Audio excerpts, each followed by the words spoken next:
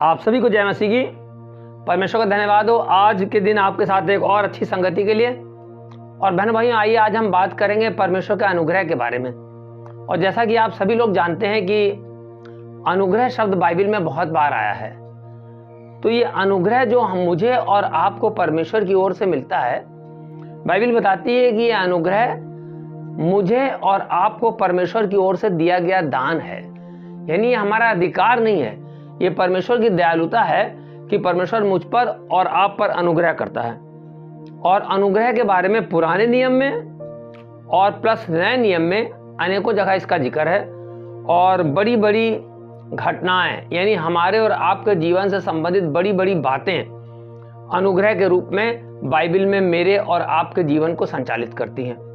और जैसा कि हम आप जानते हैं कि परमेश्वर ने जब आदम और हवा को बनाया और अदन वाटिका में रखा, और परमेश्वर ने जब ये कहा था कि इस पेड़ के फल को ना खाना, उसके बाद भी हवा ने परमेश्वर की आज्ञा को ना मानते हुए शैतान की आज्ञा को माना। और परमेश्वर ने कहा था जिस दिन तुम इस फल को खा लोगे तो तुम उस दिन मर जाओगे। लेकिन बहनों भाइयों, हम लोग ये देखते हैं कि आदम और हवा के फल खाने के बाद भी परमेश्वर ने उनको मारा नहीं। ये परमेश्वर का अनुग्रह था कि परमेश्वर ने उनको जीवित रहने दिया। सजा के तौर पर परमेश्वर ने उनको अदन वाटिका से निकाल दिया। सजा के तौर पे परमेश्वर ने आदम को ये कहा कि तू परिश्रम करके अपनी रोटी खाएगा। सजा के तौर पे हवा को कहा कि जब तू बच्चा पैदा करेगी तो तेरे बहुत प्रसव पीड़ा होगी और तुझे बहुत कष्ट उठाना पड़ेगा। लेकिन परमेश्वर ने मानव जाति के ऊपर से अपने अनुग्रह को नहीं हटाया। अनुग्रह का एक बहुत बड़ा उदाहरण बाइबल में हम पाते हैं नूह के बारे में। हम लोग देखते हैं कि जब परमेश्वर अत्यंत क्रोधित हो गया मानव जाति के पापों के कारण, तो उसने कहा कि मैं सारी पृथ्वी को जल से नष्ट कर दूंगा। लेकिन तब उसने ये देखा कि मेरे भी कुछ लोग हैं जो मेरी आराधना उपासना करते हैं, मुझे उन पर अपने अनुग्रह की दृष्टि करनी चाहिए। और तब नूह और उसके परिवार के द्वारा परमेश्वर ने एक ऐसी योजना बनाई कि सारी मानव जाति बचाएगी। ये परमेश्वर का मेरे और आपके ऊपर बहुत बड़ा अनुग्रह है कि नूह के द्वारा आज जितनी भी वंशावली चल रही है, वरना सारे के सारे मानव जो हैं इस संसार से नष्ट हो गए होते और परमेश्वर की सृष्टि जो है, जो उसने बहुत सुंदर बनाई थी, वो एकदम खत्म हो गई होती। ये परमेश्वर के अनुग्रह का मानव जाति पे बहुत बड़ा प्रमाण है। तो बहनों भाइयों, हम देखते हैं कि परमेश्वर जब अनुग्रह करता है तो परमेश्वर अपने क्रोध को एक तरफ रख देता है। और इस बारे में हम बाइबल से बहुत सुंदर आयत देखेंगे। और हम देखेंगे भजन संहिता की पुस्तक है, उसका 103 अध्याय और उसकी 8वीं आयत। और यहाँ पर ऐसे लिखा हुआ है, यहोवा दयालु और अनुग्रहकारी, विलंब से क्रोध करने वाला और अति करुणामय है। परमेश्वर देर से क्रोध करता है। हम आप लगातार पाप करते हैं, लेकिन परमेश्वर मुझे और आपको तुरंत दंड नहीं देता, क्योंकि वो दयालु और विलंब से क्रोध करने वाला अति करुणामय है। क्योंकि जो उसका अनुग्रह है वो मेरे आपके जीवन को संभालता रहता है। और हम लोग जानते हैं कि परमेश्वर का सबसे बड़ा अनुग्रह क्या था। जब उसने देखा कि सारी मानव जाति शैतान की ओर जा रही है, संसार में शैतान का राज्य हो रहा है, तो उन्होंने अपने प्रिय पुत्र प्रभु यीशु मसीह को इस संसार में भेजा। और प्रभु यीशु मसीह के जन्म से पहले जब उन्होंने स्वर्गदूत को भेजा मरियम के पास, तो स्वर्गदूत ने कहा परमेश्वर का अनुग्रह तुझ पे हुआ है, तू गर्भवती होगी, एक पुत्र को जनेगी और जो सारी मानव जाति को उनके पापों से छुड़ाएगा। यानी अनुग्रह के रूप में यीशु मसीह मुझे और आपको मिले। यानी परमेश्वर के अनुग्रह का फल है मेरा मसीहा, जो मेरे और आपको नजात देने के लिए सलीब पर चढ़ गया और उसके द्वारा हम अपने पापों से मुक्त हो गए। ये हमारे और आपके लिए प्रभु यीशु मसीह का बहुत बड़ा बलिदान है। तो तब हमें करना क्या चाहिए? जब परमेश्वर का अनुग्रह मुझे और आपको मिल गया है, तो मेरा और आपका क्या फर्ज बनता है? इस बारे में 2 कुरिन्थियों उसका 8वां अध्याय उसकी 9वीं आयत में बहुत सुंदर तरीके से लिखा हुआ है, तुम हमारे प्रभु यीशु मसीह का अनुग्रह जानते हो। यानी प्रभु यीशु मसीह ने मेरे और आपके लिए जो अपना बलिदान दिया, उसको हम जानते हैं कि वह धनी होकर भी कंगाल बन गया, ताकि उसके कंगाल होने से तुम धनी हो जाओ। यानी परमेश्वर यहाँ पर कहना चाहता है कि हम अपने प्रभु यीशु मसीह का अनुग्रह जानते हैं कि उसने सांसारिक तौर पे मनुष्य के रूप में इस संसार में आया, स्वर्ग राज को छोड़ दिया।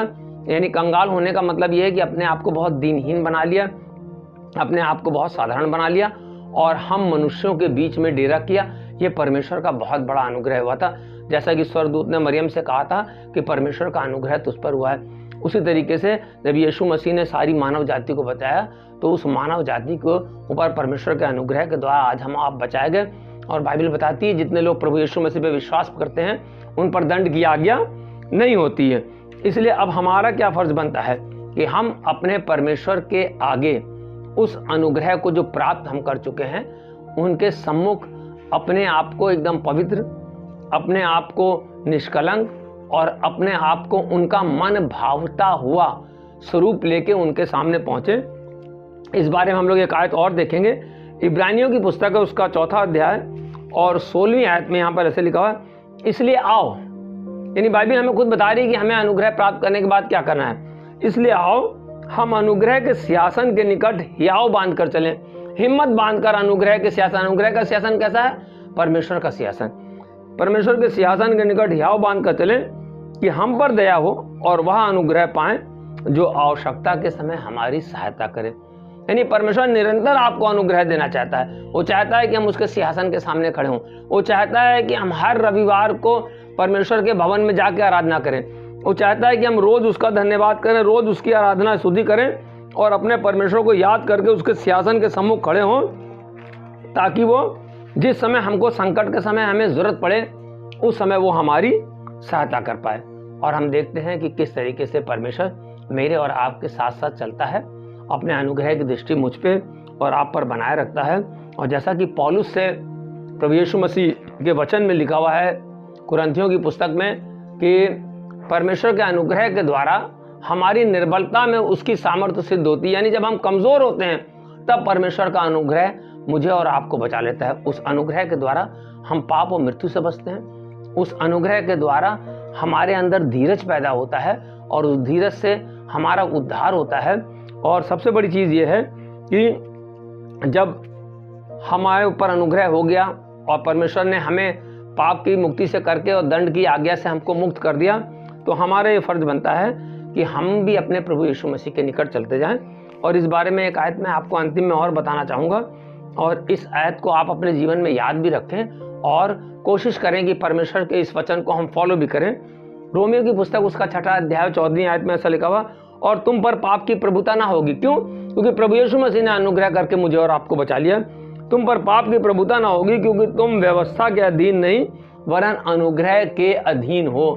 यानी मैं और आप, जो पुराने नियम में व्यवस्था दी गई थी, उस व्यवस्था के अधीन ना होकर परमेश्वर ने मुझे और आपको अपने अनुग्रह के अधीन कर लिया है, ताकि मैं और आप जो उस समय की मानव जाति थी, अब से 2000 साल पहले प्रभु यीशु मसीह के समय, केवल वो नहीं बचाएगी क्योंकि हम उसी मानव जाति की संतति हैं, उसी वंशावली से आ रहे हैं। तो मैं और आप भी जो हैं परमेश्वर के अनुग्रह के द्वारा जीवित हैं और परमेश्वर के अनुग्रह के द्वारा ही अपने इस जीवन की यात्रा को पूरी करेंगे। और परमेश्वर मुझे और आपको और यानी हमारी आने वाली संतति यानी हमारे आने वाली वंशावली को भी अपने अनुग्रह के द्वारा आशीष देता रहेगा।